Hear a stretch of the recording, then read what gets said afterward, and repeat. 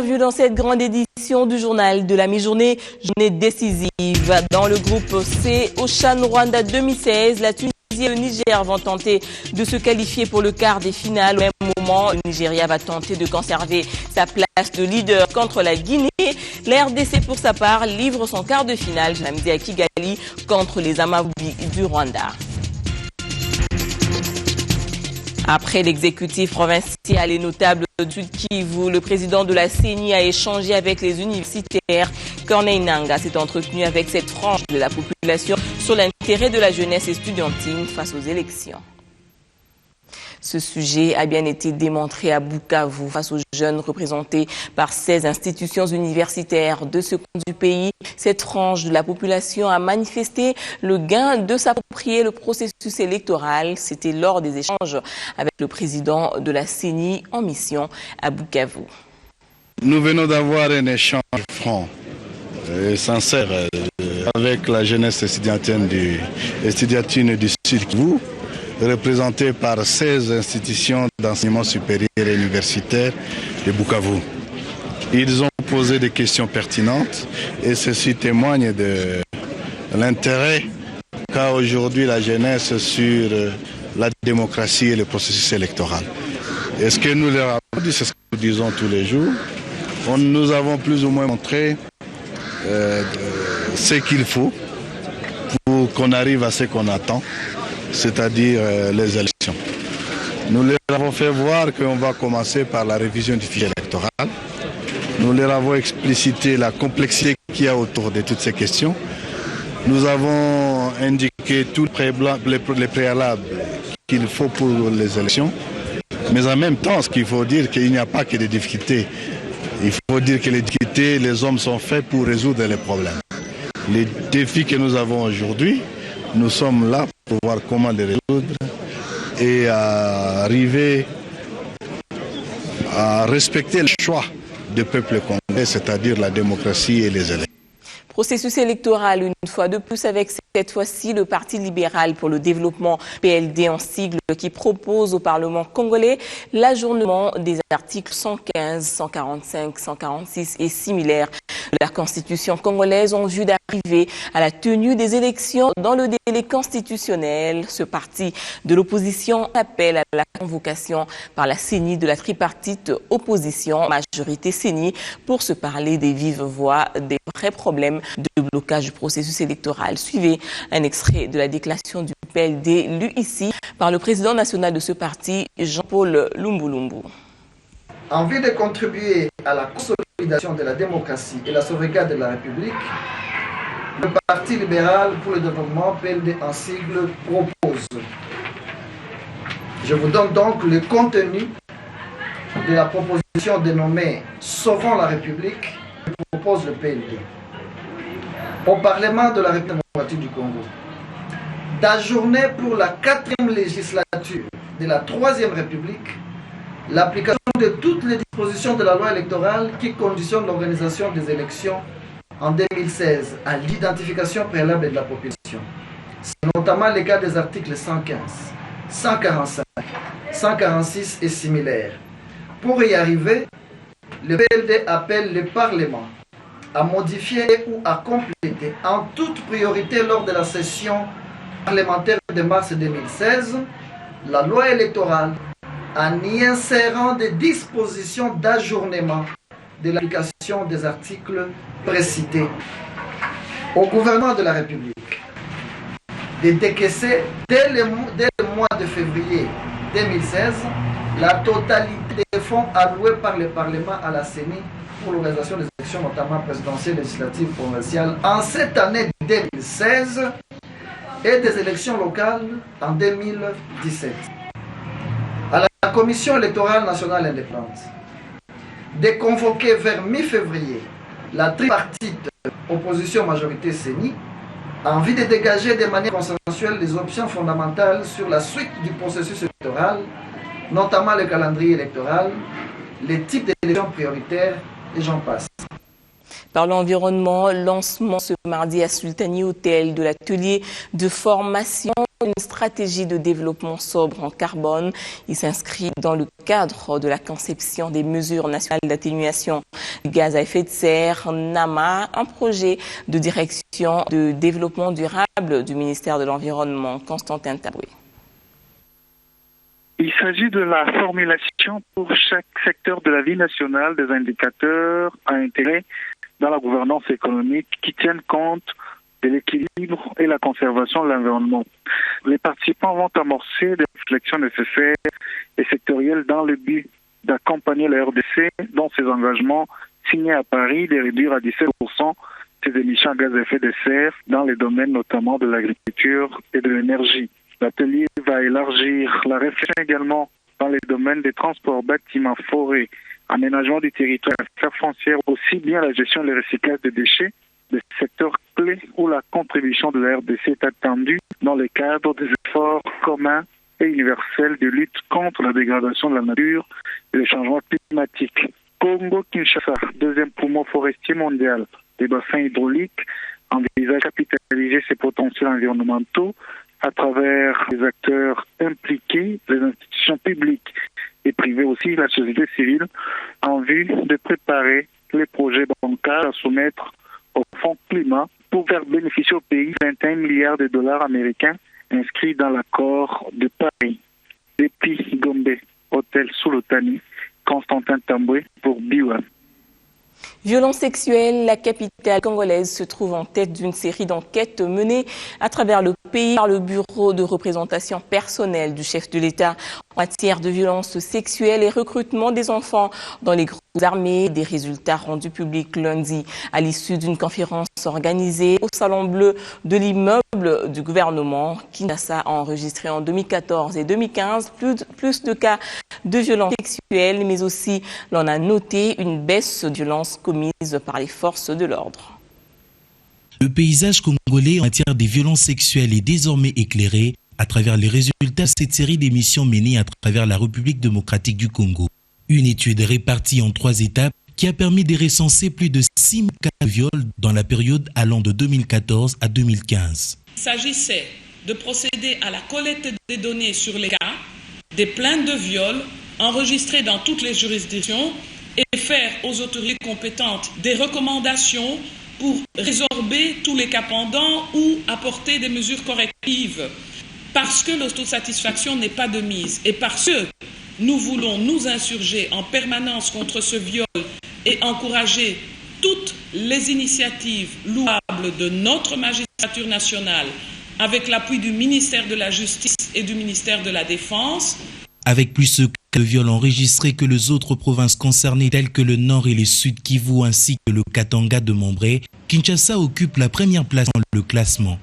L'enquête révèle également une baisse d'environ 25% de cas de viols commis par les hommes en uniforme. Cette baisse sensible de criminalité en matière de violences sexuelles due aux hommes en uniforme procède de la rigueur de la justice et spécialement la justice militaire en matière de viol. À ce propos, l'on notera, le présent rapport souligne aussi les efforts fournis par les juridictions civiles tout en leur recommandant de revenir aux peines plus dissuasives ainsi que l'organisation des audiences foraines en vue de vider les arriérés judiciaires. Dans le souci d'apporter davantage la lumière sur ce sujet, les partenaires associés à cette démarche, notamment le ministère de la Défense, de la Justice, du Bureau des représentations personnelles du chef de l'État et autres, promettent de s'engager dans la multiplication de ce genre d'activités. Autre chose à présent, le Forum citoyen pour le dialogue continue avec sa campagne sur le dialogue initié par le chef de l'État. Son initiateur, Germain Kambinga, a réuni les jeunes Kinois au stade Cardinal Maloula pour une sensibilisation sur cette messe nationale qui serait une issue pour sortir la RDC de son impasse politique.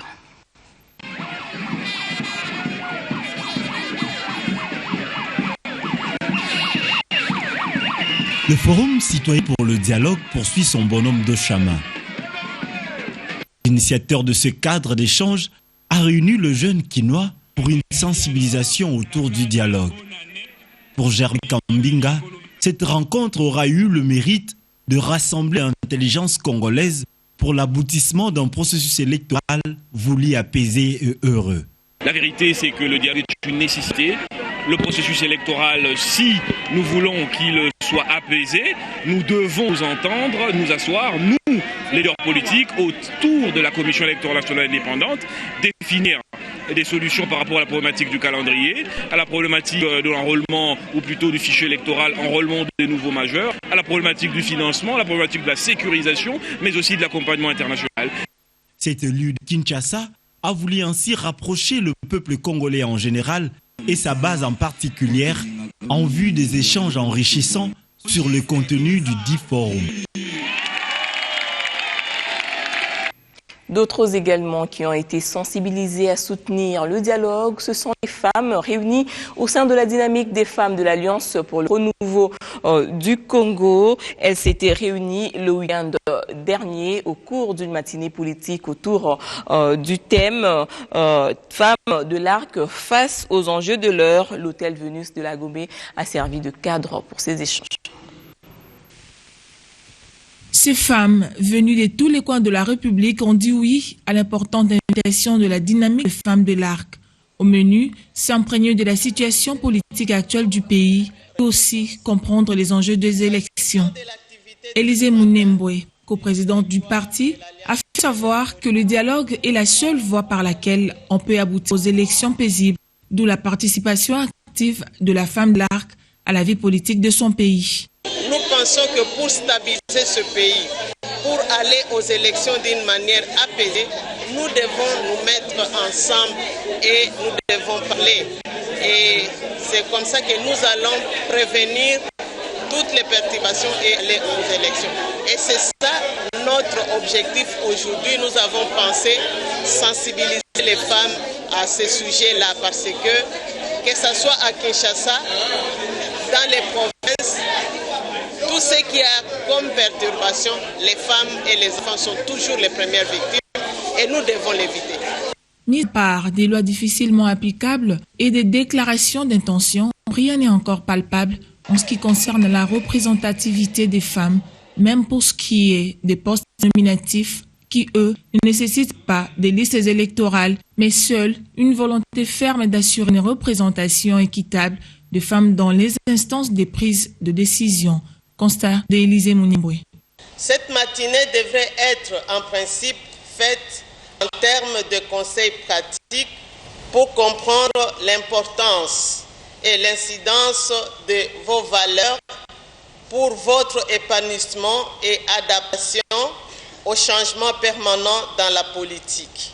La femme de l'art doit pouvoir se démarquer, se prendre réellement en charge et participer activement à la vie politique nationale en élisant ou en se faisant élire aux différents postes de responsabilité politique. Il revient à la femme de prendre conscience de sa vision et de mener son combat jusqu'au bout, malgré les embûches. Sans commencer par nous souhaiter à nous tous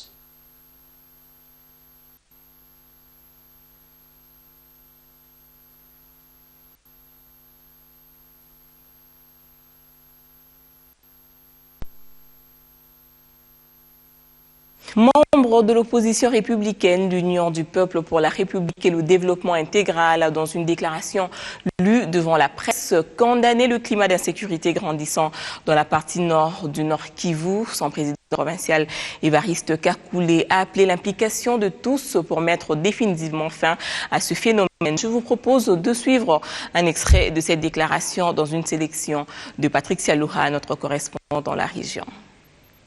Poursuivi pour la participation à un mouvement insurrectionnel, la détention d'armes de guerre, assassinat, tentative d'assassinat et terrorisme, les présumés auteurs de l'attaque de l'aéroport de Goma la nuit du 1er au 2 juin 2015 étaient devant la barre ce lundi. Devant la barre en premier, Kambale Malonga, leur chef de file et patron de l'Union des Patriotes pour la libération du Congo, IPLC, a d'entrée de jeu tenté d'innocenter certains de ses complices, ce qui a suscité la réplique de la Cour. La procédure pénal a pour objectif ultime la découverte de la vérité. C'est au vu de la vérité de fait que la Cour pourra dire le droit. N'anticipons pas pour que vous puissiez déclarer ici que les autres personnes sont innocentes. La société civile qui veut voir la vraie réalité éclater dans ses procès se félicite de son ouverture. On ne sollicitait que ça. Le fait de répondre favorablement, que ces gens soient soumis devant leur juge naturel, c'est déjà un pas. Et nous, on considère effectivement que c'est avec retard. Mais qu'est-ce que nous pouvons faire? Qu'est-ce que nous pouvons dire?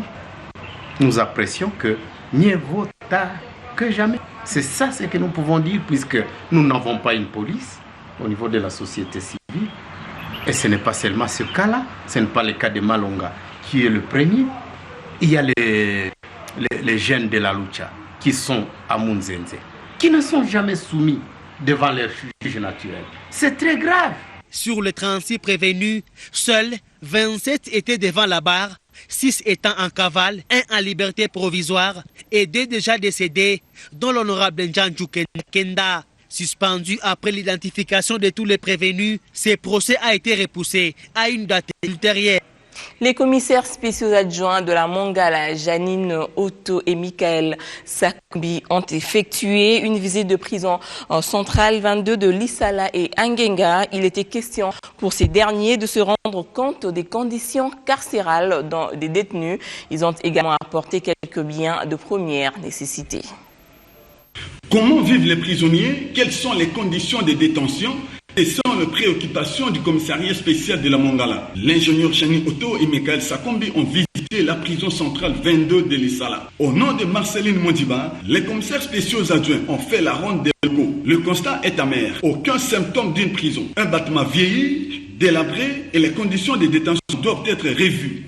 Même si vous êtes condamné, vous avez droit à la vie et à un traitement humain. L'État veille sur vous. C'est l'adresse de l'ingénieur Janine Otto à ses prisonniers. Comme toute femme africaine, elle a apporté quelques biens de première nécessité à ses prisonniers. La prison militaire d'Angenga a été ciblée par cette visite d'inspection. L'ingénieur Janine Otto et Michael Sakumbi ont fait le déplacement de plus ou moins 25 km. Accueillis par les détachements militaires d'Angenga, les 2 commissaires spéciaux adjoints ont d'abord été briefés par le directeur de la prison. Ensuite, une visite guidée. Le bureau, les cellules de détention, la cuisine, le centre de santé ainsi que le pavillon des constructions ont été visités. Alors pourquoi cette visite d'inspection? On ne pouvait pas diriger sans se rendre compte de ce qui se passe réellement à travers notre province. C'est ainsi qu'ensemble avec mon collègue de l'Ecofidé et c'est toute la délégation qui est derrière nous, on a décidé d'effectuer ces déplacements-là, d'abord au niveau de prison 22 et ensuite au niveau de prison d'Angenga pour se rendre compte de l'état des lieux du fonctionnement de ces 2 prisons qui se trouvent dans notre juridiction. Faisant d'une pierre 2 coups, certains prisonniers ont appris des métiers leur permettant ainsi de se prendre en charge. Ils ont présenté à l'ingénieur Janine Otto et à Michael Sakumbi une pièce théâtrale de la circonstance. Ils ne sont pas venus main réduire quelques sacs de riz, de haricots, huile végétale et de palme, du sel et autres biens en faveur de ces condamnés.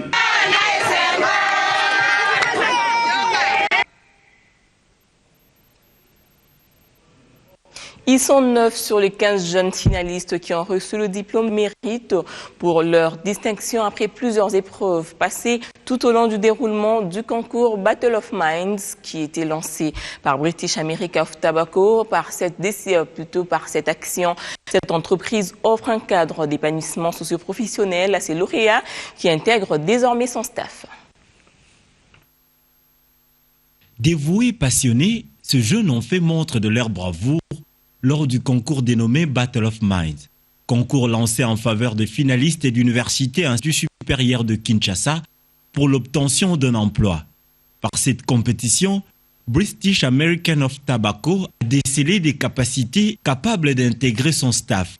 Cette action permet à BAT d'offrir aux futurs cadres de la RDC une opportunité de formation pour leur épanouissement professionnel. Nous avons voulu tabler aujourd'hui car il y a beaucoup d'universités qui se trouvent ici. Et comme je dis, c'est une première édition.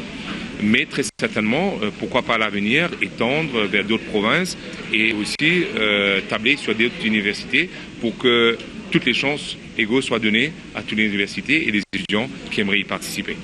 Cette initiative est fort saluée par la ministre provinciale de Kinshasa qui, par cette même occasion, invite d'autres partenaires à emboîter les pas afin de faciliter la création d'emplois pour la jeunesse congolaise. Nous devons nous battre que notre jeunesse soit bien formée, que notre jeunesse soit motivée, que cette jeunesse puisse réellement jouer un beau rôle quand on lui offre de belles opportunités.